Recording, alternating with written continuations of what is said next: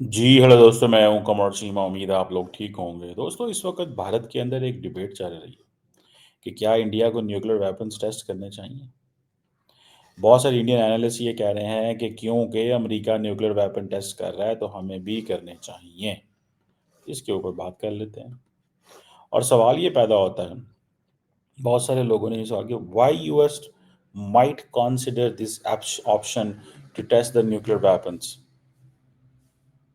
बहुत सारे लोगों ने कहा, यार पुराने वेपन्स हो गए, चेक तो करो चल भी रहे हैं कि नहीं चलेंगे। अब यूएस के जो न्यूक्लियर वेपन्स हैं, उसके जो स्टॉक पाइल्स जो हैं, वो बहुत पुराने हैं।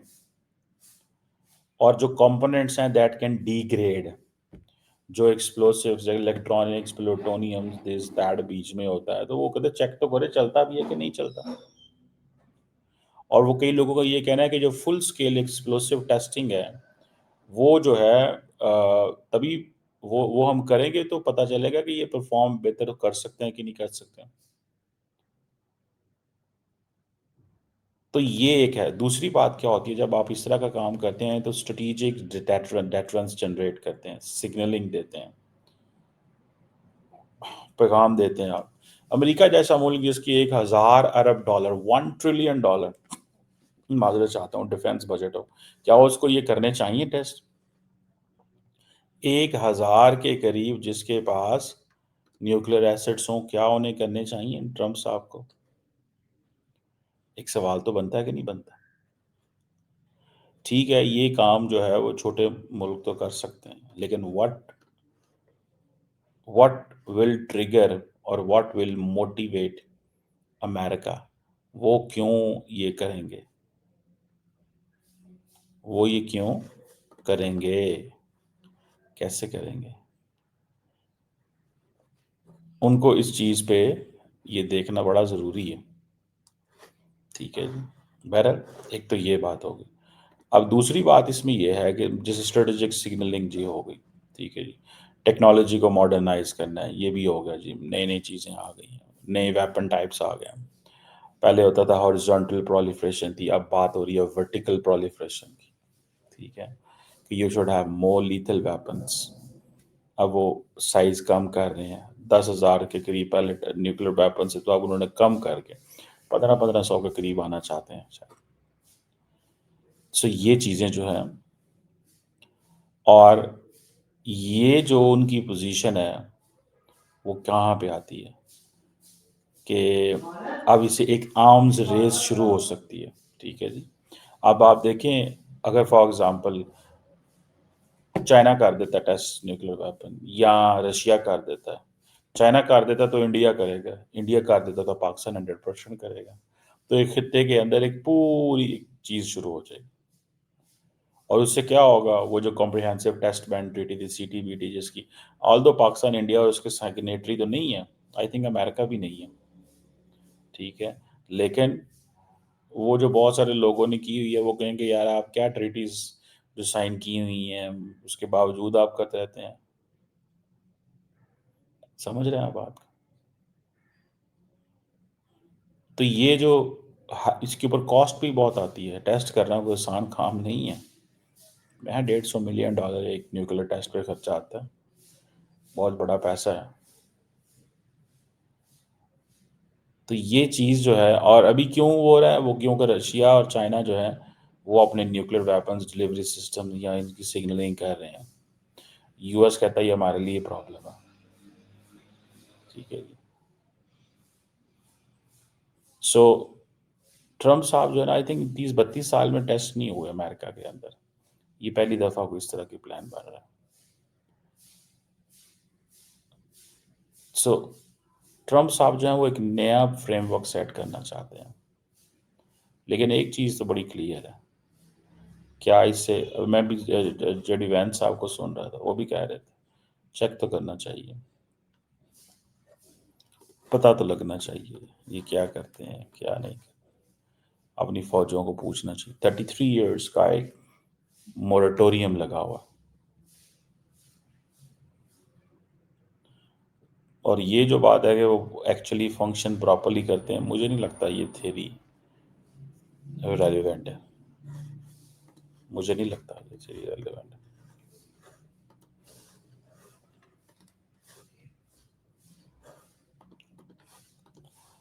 मुझे नहीं लगता ये थ्योरी रेलिवेंट है।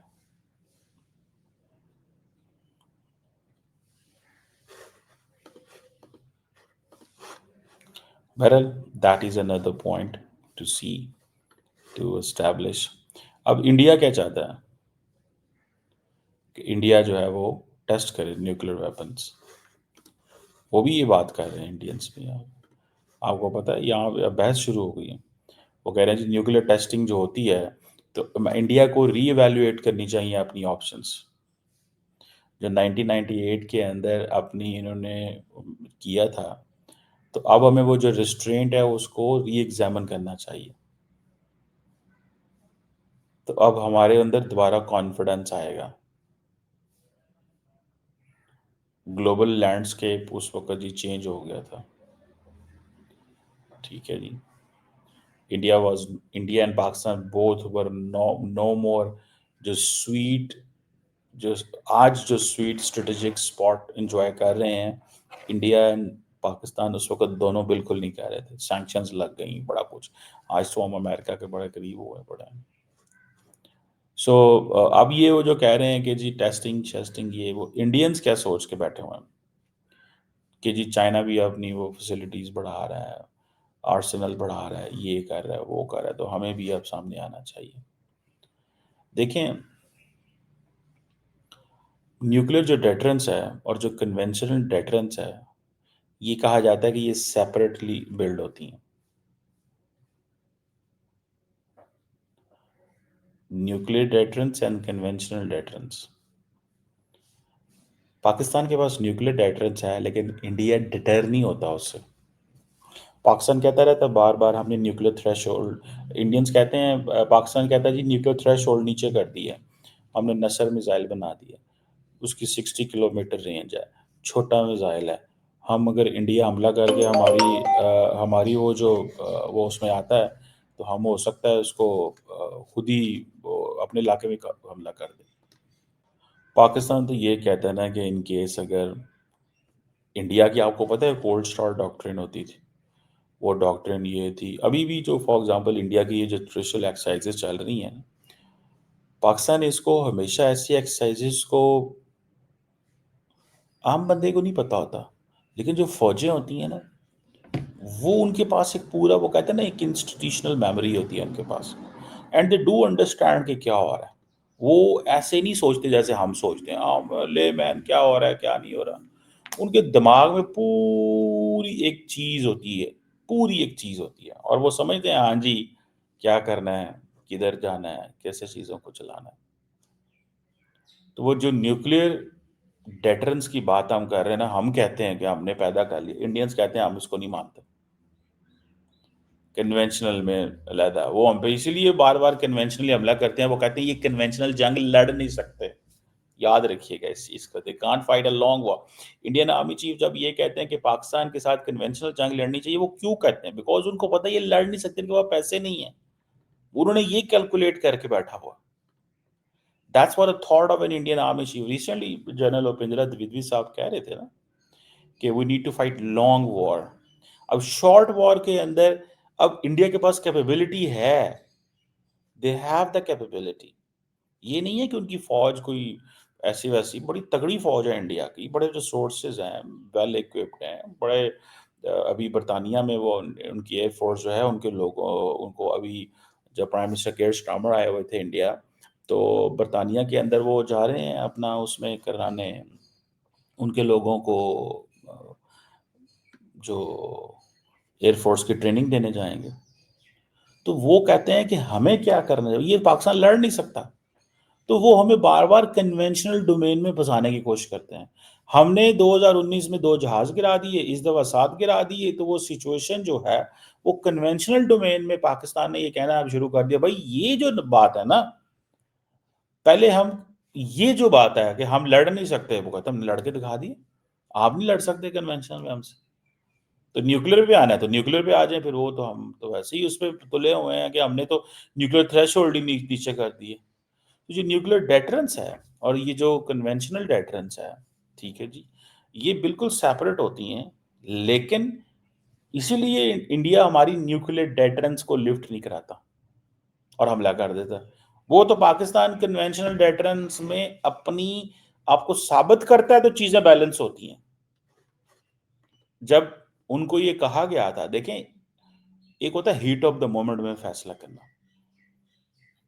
पैगाम चला गया, जहाज गिर गए, अमेरिकी बीच में आ गए, पाकिस्तान बड़ा हमला कर सकता है, ऐसी सिचुएशन हुई। मतलब ये तो उन्होंने कहा ठीक है, आए बैठे बात करें। ठीक है ना जी, आए बैठे बात करें, डायलॉग शुरू हो गया, सीज फायर हो गया जी। ओके। सो ये चीजें जो है ना, दैट इज देयर। मुझे ये लगता है, तो पाकिस्तान ने बेसिकली इंडिया को ये साबित किया है कि हम आपके साथ कन्वेंशनल जंग लड़ सकते हैं। और अब तो पाकिस्तान का सऊदी अरब के साथ दफाई मुआहदा है, हमें इस चीज़ की भी फिक्र कोई नहीं है। देखिए, याद रखें, जंगें आपने खुद ही लड़नी होती है, कोई सऊदी फौजों ने पाकिस्तान नहीं आना। सऊदी फौजों ने कोई पाकिस्तान नहीं आना ना। ना हमारे शाना बिशाना इधर लड़ाइयाँ होनी है कि जी इधर बॉर्डर पे सऊदी फौजी भी होंगे, ऐसे थोड़ा ही होना। जंग तो हमने लड़नी है। हमें चाहिए डिप्लोमेटिक सपोर्ट, हमें चाहिए पॉलिटिकल सपोर्ट, हमें चाहिए यूएन सिक्योरिटी काउंसिल में सपोर्ट, हमें चाहिए मुस्लिम दुनिया हमारे साथ खड़ी हो। जब मुस्लिम दुनिया आपको यूएन ओआईसी आपका वहां से एक लेटर जारी कर देती है और कहती है कि जी पाकिस्तान और कश्मीर दिस दैन आपके साथ खड़ा हो जाती है, तो उसका बड़ा एक एडवांटेज होता है, आपको याद रखिएगा। समझ रहे हैं आप, आपको बड़ा एडवांटेज होता है उस चीज़ का। बहरहाल ये चीज़ें जो हैं दैट इज़ देयर। मैं दैट ये मुझे एक्चुअली इसकी समझ आती है। तो ये जो टॉक्स जो हैं कि जी न्यूक्लियर टेस्ट कर लेना चाहिए इंडिया को, एक तो ये चीज़ है। अब दूसरा ये है कि ये ग्रेट पावर की गेम है, यूएस रशिया चाइना की। क्या इंडिया को ये समझना है, क्या इंडिया एक ग्रेट पावर है एट द मोमेंट? क्या इंडिया एक रीजनल पावर है? क्या है इंडिया? ये सवाल है ना। और ग्रेट पावर या रीजनल पावर, इसका जो तासुर है या ये जो है वो किस पे डिपेंड करता है? वो इस पर डिपेंड करता है कि आप कितने आज़ाद हैं, इंडिपेंडेंट हैं in terms of taking decision. Pakistan आज़ाद नहीं है in taking decision. We have to listen sometime to Beijing, sometime to London, sometime Washington, sometime even Paris, and mostly to Riyadh. So ये जो चीज़ें हैं, ये वो है। सो ये ग्रेट पावर की गेम है। लेकिन पाकिस्तान के पास क्या होता है? पाकिस्तान के पास वो सिक्योरिटी डायलेमा जैसी सिचुएशन आ जाती है। हमने इंडिया के sometime security plus great power ambition के लिए करता होगा। पाकिस्तान क्या करेगा? पाकिस्तान सिर्फ सिक्योरिटी। पाकिस्तान को कोई रोक ही नहीं सकता। अगर इंडिया आई टेस्ट कर दे तो आप क्या समझते हैं, पाकिस्तान न्यूक्लियर टेस्ट नहीं करेगा? 200% पाकिस्तान न्यूक्लियर टेस्ट करेगा। ये तो सोच ही नहीं ना पैदा होती कि नहीं करना। तो ये तो अगर पाकिस्तान को इंडिया ने ये गलती की न्यूक्लियर टेस्ट करने की, या तो ये तो फिर आप समझें कि गेम खिलर जाएगी कहीं और ही, वो तो एक और डिफरेंट डायरेक्शन में चीज़ें चली जाएंगी। तो ये चीज़ है। सो ऑपरेशन सिंदूर और ये जो सारा कुछ हुआ, अब कन्वेंशनल डेटरेंस कहाँ पे खड़ी है इंडिया की? ये जो कुछ आज मिलिट्री एक्सरसाइजेज इंडिया हो रही है ना, ये कन्वेंशनल डेटरेंस री एस्टेब्लिश कर रहा है इंडिया। जय, मैं आपको बता रहा हूँ, ये जो मिलिट्री एक्सरसाइजेज इंडिया कर रहा है ना, ये किस लिए कर रहा है? कन्वेंशनल डेटरेंस के लिए कर रहा है। न्यूक्लियर डेटरेंस तो है, तो वो जो कन्वेंशनल डेटरेंस के अंदर थोड़ा झोल आया है उसको ठीक करना है। So they are saying that we need to build it. We need to gain the confidence of the masses and of the armed forces, and we have to show how much firepower we have. So ये चीज जो है ना, that is important. अब कई लोग कह रहे हैं कि इंडिया को ये काम करना चाहिए अगर अमेरिका ने ये कर लिया। हाँ, अमेरिका ने किया, उसके बाद अगर चाइना करता है तो इंडिया ये कर सकता है। और हो सकता है कि मोदी साहब कहीं ना कहीं कहेंगे जी ये ऐसे है, वैसे है, फलाना है, ढमकाना है, इधर है, उधर है, ये क्या हो रहा है, वो क्या हो रहा है। कोई बीच में जो है लग पड़े और करें। सो ये एक क्वेश्चन जो है that is there. Let's see इसमें क्या निकलता है, देखते हैं। ये तो बड़ी हमारे लिए तो बड़ी इंटरेस्टिंग चीज़ है ये सारी की सारी, ये जो कुछ है। Thank you.